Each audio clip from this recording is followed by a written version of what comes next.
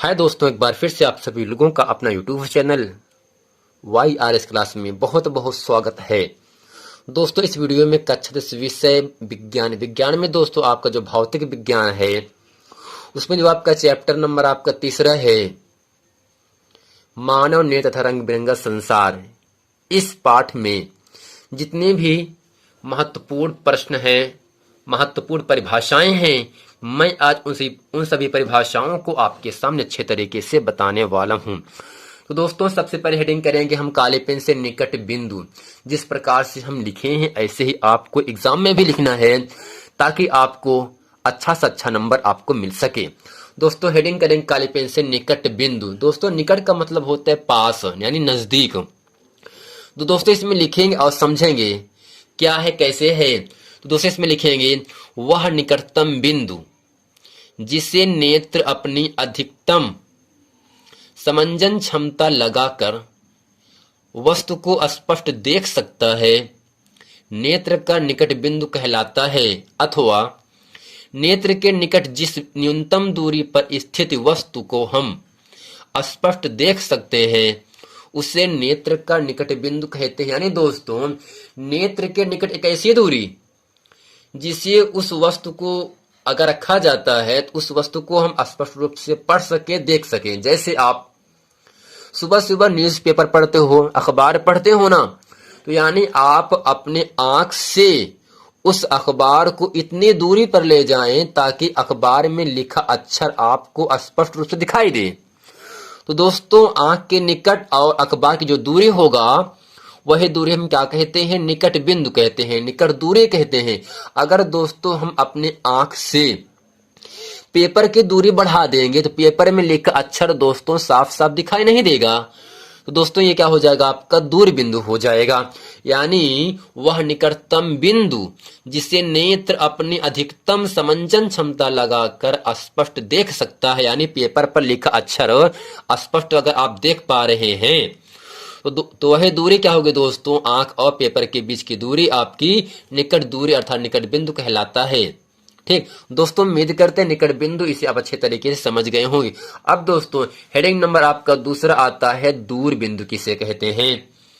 दोस्तों, इसमें लिखेंगे नेत्र से दूरतम वह बिंदु जिससे नेत्र बिना समंजन क्षमता लगाए स्पष्ट देख सकता है, नेत्र का दूर बिंदु कहलाता है। यानी दोस्तों, जब आप पेपर को आप अपने आंख के बहुत करीब लेके आते हैं तब पेपर में लिखा अक्षर स्पष्ट रूप से दिख नहीं पाएगा, लेकिन अगर उस पेपर कुछ दूरी बढ़ा दें अपने आंख से तब पेपर में लिखा अक्षर आपको स्पष्ट रूप से दिखाई देने लगता है। तो यानी यहाँ पर इतना ही कह रहा है, नेत्र से दूरतम यानी आंख से दूर वह बिंदु, वह दूरी जिससे नेत्र आंख बिना समंजन क्षमता लगाए स्पष्ट देख सकता है, नेत्र का दूर बिंदु कहलाता है। अथवा में दोस्तों लिख सकते हैं नेत्र से अधिकतम वह दूरी जिस पर रखी वस्तु को हम स्पष्ट देख सकते हैं उस नेत्र का दूर बिंदु कहते हैं। सामान्य नेत्र के लिए दूर बिंदु अनंत पर होता है। दोस्तों, आपको याद रखना, एक नंबर के लिए आपसे पूछ सकता है सामान्य नेत्र के लिए दूर बिंदु कितना होता है। दोस्तों, आपको बता देना है अनंत पर होता है। दोस्तों, उम्मीद करते हैं निकट बिंदु और दूर बिंदु अच्छे तरीके से इसे आप समझ गए होंगे। आइए आपको लेके चलते हैं स्पष्ट दृष्टि की न्यूनतम दूरी किसे कहते हैं। दोस्तों, हेडिंग है स्पष्ट दृष्टि की न्यूनतम दूरी क्या है, किसे कहते हैं, या उल्लेख कीजिए। दोस्तों, जिस प्रकार से हम लिखे हैं ऐसे ही आपको भी लिखना है। दोस्तों, इसमें लिखेंगे नेत्र के निकट। तो दोस्तों, नेत्र का मतलब दोस्तों आंख होता है। नेत्र, नयन, लोचन, दीर्घ, चक्षु, ये सब क्या है, नेत्र के आंख के पर्यायवाची शब्द हैं। नेत्र, लोचन, नयन, दीर्घ, चक्षु। दोस्तों, नेत्र का मतलब आंख होता है, यानी आंख के निकट एक ऐसी दूरी, निकट का मतलब दोस्तों पास होगा, करीब होगा, यानी आंख के करीब एक ऐसी दूरी जिस पर स्थित वस्तु का प्रतिबिंब रेटिना पर सुस्पष्ट बनता है, स्पष्ट दृष्टि की न्यूनतम दूरी कहलाती है। यानी दोस्तों, जैसे आप कहीं घूमने जाते हो तो होता क्या है, जब आप घूम लेते हो, कुछ चीजें आपके माइंड में सेव हो जाती हैं, लेकिन 2-4 महीने के बाद, 2-4 साल के बाद वो फिगर, वो आपके याददाश्त भूल जाते हैं आप ना। तो ये दोस्तों, अगर उसका प्रतिबिंब रेटिना पर बना रहेगा तब हमेशा आपको याद रहेगा।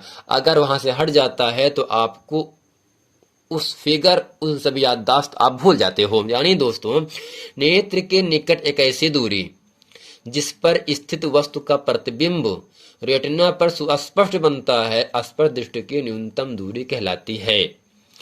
अब दोस्तों, यहां से 1 नंबर के लिए आपसे पूछ सकता है, सामान्य नेत्र के लिए स्पर्श दृष्टि की न्यूनतम दूरी कितना होना चाहिए। यानी अगर आपकी आंख से वस्तु को कितनी दूरी पर रखा जाए कि उस वस्तु का प्रतिबिंब रेटिना पर बने। दोस्तों, आपको ध्यान देना है, आंख से कम 25 सेंटीमीटर दूरी पर अगर कोई वस्तु रखा जा रहा है तो उस वस्तु का जो प्रतिबिंब बनता है वो सदैव रेटिना पर और सुस्पष्ट, एकदम साफ साफ बनता है। दोस्तों, यहां से सामान्य नेत्र के लिए स्पर्श दृष्टि की जो न्यूनतम दूरी होता है वो 25 सेंटीमीटर होता है, जबकि सामान्य नेत्र के लिए दूर बिंदु अनंत होता है। अब दोस्तों, चलते हैं आपको लेकर, हेडिंग नंबर आपका चौथा है दृष्टि विस्तार। दृष्टि विस्तार, जिसे दोस्तों हम कहते हैं रेंज ऑफ विजन। दोस्तों, दृष्टि का मतलब देखना, विस्तार का मतलब फैलाव, यानी हम अपने आंख से कितनी दूरी पर, कितने दिशाओं में देख सकते हैं। तो दोस्तों, इसमें लिखेंगे नेत्र के निकट बिंदु से दूर बिंदु तक की दूरी को नेत्र का दृष्टि विस्तार कहते हैं। यानी दोस्तों, नेत्र के निकट और नेत्र के दूर, इन दोनों बिंदुओं के बीच की दूरी को हम दृष्टि विस्तार कहते हैं। एक सामान्य नेत्र के लिए दृष्टि विस्तार 25 सेंटीमीटर से अनंत तक होता है। यानी दोस्तों, अगर कोई वस्तु 25 सेंटीमीटर से अनंत दूरी पर रखा है तो 25 सेंटीमीटर के बाद और अनंत के बीच जो डिस्टेंसिंग होगी, जो दूरियां होंगी, उन सभी दूरी को हम क्या कहते हैं, दृष्टि विस्तार कहते हैं। दोस्तों, उम्मीद करते हैं निकट बिंदु, दूर बिंदु, स्पर्श दृष्टि की न्यूनतम दूरी और दृष्टि विस्तार, इसे अच्छे तरीके से आप समझ गए होंगे। चलते हैं दोस्तों आपको लेकर दृष्टि दोष में। फ्रेंड, हेडिंग आपके सामने है दृष्टि दोष, डिफेक्ट्स ऑफ विजन। दोस्तों, दृष्टि का मतलब देखना, दोष का मतलब कमी। दोस्तों, इसमें लिखेंगे स्वस्थ नेत्र में। दोस्तों, स्वस्थ का मतलब जब आपके नेत्र में कोई प्रॉब्लम ना हो, जब आपका नेत्र, आंख अच्छे तरीके से कार्य कर रहा हो, वही क्या होगा दोस्तों, स्वस्थ नेत्र होगा।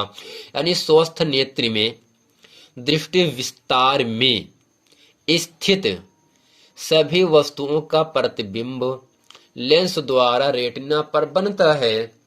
यदि यह प्रतिबिंब स्पष्ट ना बने तो दोस्तों इसे ही नेत्र का दृष्टि दोष कहते हैं। यानी दोस्तों, स्वस्थ नेत्र के लिए दृष्टि विस्तार में सभी वस्तुओं का प्रतिबिंब यदि लेंस द्वारा रेटिना पर बनता है, यदि यह प्रतिबिंब स्पष्ट रूप से रेटिना पर ना बने तो दोस्तों इसे कहते हैं, इसे ही नेत्र का दृष्टि दोष कहते हैं। अब दोस्तों, अगला हेडिंग है दृष्टि दोष के प्रकार, यानी ये कितने प्रकार के होते हैं। दोस्तों, इसमें लिखेंगे नेत्र में मुख्यतः 2 प्रकार के दोष पाए जाते हैं। नेत्र में यानी आंख में मुख्यतः केवल 2 प्रकार के दोष ही पाए जाते हैं। दोष का मतलब दोस्तों कमी होता है। या तो ये चीजें हो सकता है आपको नजदीक वस्तुएं दिखाई ना पड़ती हों, या ये हो सकता है आपको दूर की वस्तुएं दिखाई ना पड़ती हों। तो दोस्तों, पहले रिंग आपके सामने है निकट दृष्टि दोष, जो कि एग्जाम में बहुत ही ज्यादा बार पूछा गया है। दोस्तों, निकट का मतलब पास, दृष्टि का मतलब देखना, दोष के मतलब कमी। दोस्तों, इसमें लिखेंगे इसे हम दोस्तों निकट दृष्टि दोष को हम कहते हैं मायोपिया।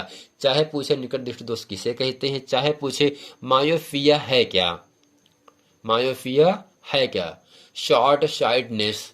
दोस्तों, इसमें लिखेंगे ऐसा दृष्टि दोष जिसमें निकट की वस्तुएं स्पष्ट दिखाई देती हैं परंतु या किंतु दूर की वस्तुएं स्पष्ट दिखाई ना देती हैं, इसे ही निकट दृष्टि दोष कहते हैं। दोस्तों, आपको इतना ही समझना है, ऐसा दृष्टि दोष जिसमें निकट की वस्तु यानी पास की वस्तुएं आपको दिखाई दें, लेकिन जो दूर की वस्तुएं हैं वो स्पष्ट रूप से दिखाई ना दें। दोस्तों इसे हम क्या कहते हैं? निकट दृष्टि। यानी दोस्तों निकट दृष्टि दोष में निकट की वस्तुएं स्पष्ट रूप से दिखाई देते हैं, परंतु दूर की वस्तुएं स्पष्ट रूप से दिखाई नहीं देती हैं। इसे ही दोस्तों हम कहते हैं निकट दृष्टि दोष अर्थात मायोपिया कहते हैं। दोस्तों इसमें लिखेंगे, इस दोष में निकट बिंदु 25 सेंटीमीटर से कम हो जाता है। अब दोस्तों इसमें लिखेंगे हेडिंग कारण, यानी ये किस वजह से निकट दृष्टि दोष होता है। निकट दृष्टि दोष होता है। दोस्तों इसमें लिखेंगे निकट दृष्टि दोष निम्न 2 कारणों से हो सकता है। नंबर 1 है दोस्तों, नेत्र लेंस की वक्रता बढ़ जाए जिससे उनकी फोकस दूरी कम हो जाए। दूसरा है नेत्र लेंस द्वारा और रेटिना के बीच की दूरी बढ़ जाए, अर्थात नेत्र के गोलक का व्यास बढ़ जाए। इस दशा में अनंत से आने वाली प्रकाश किरणें अपवर्तन के पश्चात टकराने के बाद रेटिना से पहले ही मिल जाती हैं, जिससे वस्तु दिखाई नहीं पड़ती है। दोस्तों उम्मीद करते हैं निकट दृष्टि दोष इसे अच्छे तरीके से आप समझ गए होंगे। अब चलते हैं दोस्तों दूर दृष्टि दोष किसे कहते हैं। दोस्तों हेडिंग नंबर 2 आपका है दूर दृष्टि दोष। ऐसा दृष्टि दोष जिसमें दूर की वस्तुएं स्पष्ट दिखाई देती हैं किंतु निकट की वस्तुएं स्पष्ट दिखाई नहीं देती हैं, इसे ही दूर दृष्टि दोष कहते हैं। यानी दोस्तों 2 दोष आपके नेत्र में पाए जाते हैं, निकट दृष्टि दोष और दूर दृष्टि दोष। दोस्तों निकट दृष्टि दोष में निकट की वस्तुएं स्पष्ट दिखाई देती हैं परंतु दूर की वस्तुएं स्पष्ट दिखाई नहीं देती हैं, लेकिन दूर दृष्टि दोष में दूर की वस्तुएं स्पष्ट दिखाई देंगी परंतु निकट की वस्तुएं पास की वस्तुएं स्पष्ट रूप से दिखाई नहीं देती हैं। इसे ही दोस्तों हम क्या कहते हैं? दूर दृष्टि दोष कहते हैं। दोस्तों नोट में लिखेंगे और जानेंगे और इसे अच्छे तरीके से याद भी रखेंगे। जिस मनुष्य में यह दोष होता है, कौन सा दोष? दूर दृष्टि दोष, उस नेत्र का निकट बिंदु 25 सेंटीमीटर से अधिक दूर होता है, अर्थात पढ़ने के लिए पुस्तक को यानी किताब को 25 सेंटीमीटर से दूर रखना पड़ता है। अब दोस्तों अगले हेडिंग करेंगे कार्यालय किस वजह से दूर दृष्टि दोष होता है। दोस्तों इसमें लिखेंगे और जानेंगे दूर दृष्टि दोष निम्न 2 कारणों से उत्पन्न हो सकता है। नंबर 1 क्या होगा दोस्तों? नेत्र गोलक का कुछ चपटा हो जाना, अर्थात नेत्र में लेंस व रेटिना के बीच की दूरी सामान्य रूप से कम हो जाना। दूसरा दोस्तों है नेत्र के लिए समंजन क्षमता कम हो जाना या पूर्णता नष्ट हो जाना। अब दोस्तों इस दूर दृष्टि दोष को दूर करने के लिए उपाय क्या होगा, अर्थात इसका निवारण कैसे हम क्या करते हैं। दोस्तों इसमें लिखेंगे दूर दृष्टि दोष के निवारण हेतु चश्मे में उचित फोकस दूरी के उत्तल लेंस का प्रयोग किया जाता है। यानी दोस्तों निकट दृष्टि दोष के लिए हम अवतल लेंस उपयोग करते हैं, जबकि दूर दृष्टि दोष के लिए दोस्तों आपके नेत्र में आपके चश्मे में उत्तल लेंस का प्रयोग होता है। यह लेंस निकट बिंदु पर स्थित वस्तु से आने वाली किरणों को कुछ अभिसारित कर देता है, जिससे नेत्र लेंस द्वारा बना अंतिम प्रतिबिंब यानी परछाई लेंस की ओर आकर रेटिना पर बनने लगता है और वस्तु सुस्पष्ट दिखाई पड़ता है। दोस्तों ये था दूर दृष्टि दोष कारण और इसका निवारण किस प्रकार से करते हैं। अब दोस्तों इसके बाद कुछ हेडिंग है जिसको अच्छे तरीके से हम याद रखें। दोस्तों यहाँ से नोट है, इसको अच्छे तरीके से हम इसमें जितने भी चीजें बताया जा रहा है इसको अच्छे तरीके से हम याद रखेंगे। इसमें लिखेंगे जब किसी व्यक्ति को ना तो दूर की वस्तुएं दिखाई पड़ती हैं और ना ही निकट की वस्तुएं, तो ऐसे दृष्टि दोष को दोस्तों हम जरा दृष्टि दोष कहते हैं। यानी जब किसी व्यक्ति को ना तो नजदीक की वस्तु दिखाई पड़े ना ही दूर की वस्तु दिखाई पड़े, तो उस व्यक्ति के नेत्र में आपको समझ लेना चाहिए जरा दृष्टि दोष पाया गया।